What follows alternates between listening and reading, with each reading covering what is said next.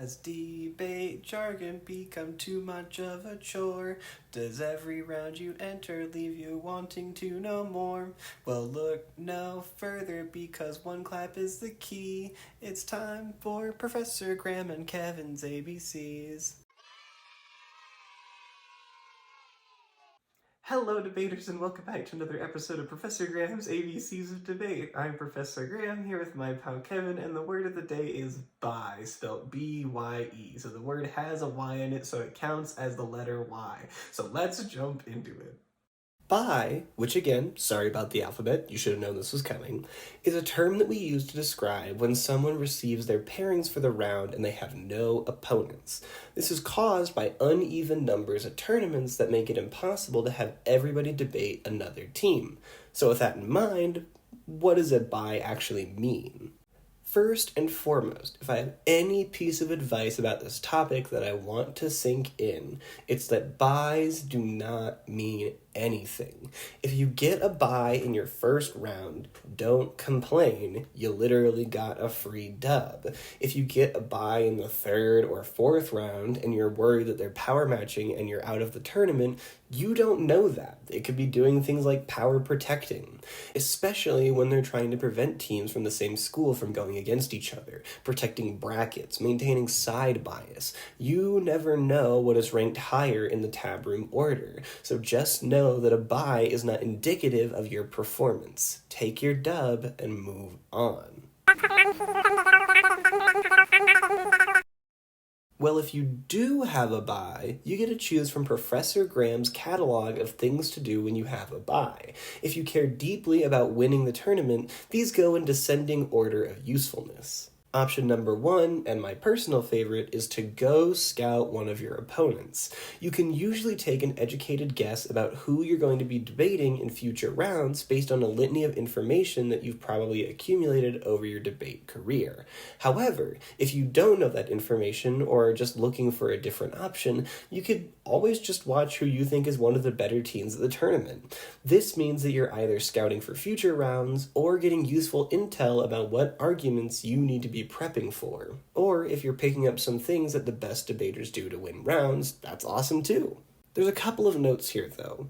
If you're going to watch a round that's actually not proper terminology, you should be flowing around. And I don't just mean flowing, I mean like actually flowing. You shouldn't be on your phone, you shouldn't be checking your socials, and you definitely shouldn't be browsing no Amazon. This is a time for you to learn, and if you choose not to, that's on you. Well, first off, you send them to talk to me. I'll protect you and put them in their place. But if that's not an option because I'm both very unintimidating and it won't work, you should probably do a couple of things. If you're being told not to watch the round because the people in the round genuinely have a problem with you, you should honor that and leave. This is not an activity about making people uncomfortable, so definitely don't do that. However, if they don't want you to watch because they're afraid of you scouting, you should try a little bit of bartering. Tell them that you're there to learn, because quite frankly, you are, and that if they don't want you to flow, you can respect that also, or just leave and go watch a different round. No matter what, though, I can promise you that there may be some people in that round that probably have no moral qualms about sharing their opponent's evidence after the round and sharing their flows with you.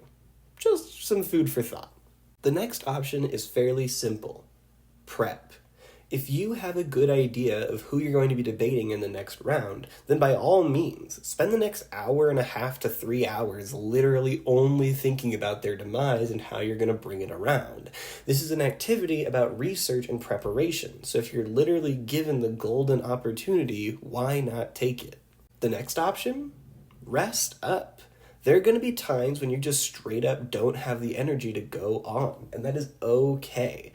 Whether it's taking a walk for a breather, just recharging your batteries by hanging out with your teammates, or collapsing on the floor, you do you, and get back into a state where you can go debate. That also means eating food if that wasn't obvious. The last option, and although it's not perfect for your competition success, I still think it's valuable. Go support your teammates and go watch their rounds. This is a fun activity for you to hang out with cool people and make memories, and if you choose to support your team, that's still awesome.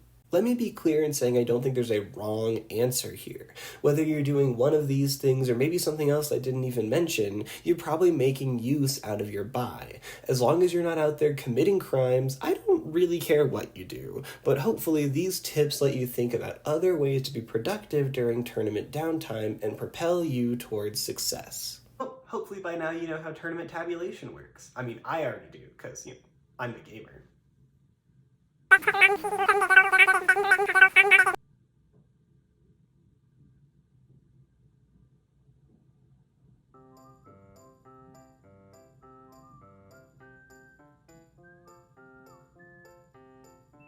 Hell.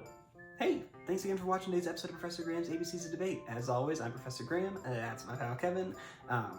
Yeah, if you ever need any help with debate stuff at all, my email should be right up here. Just make sure you CC your coach. I'll get back to you as soon as I possibly can. If any debate tips that you might need, I'll drop that knowledge on you. Bam.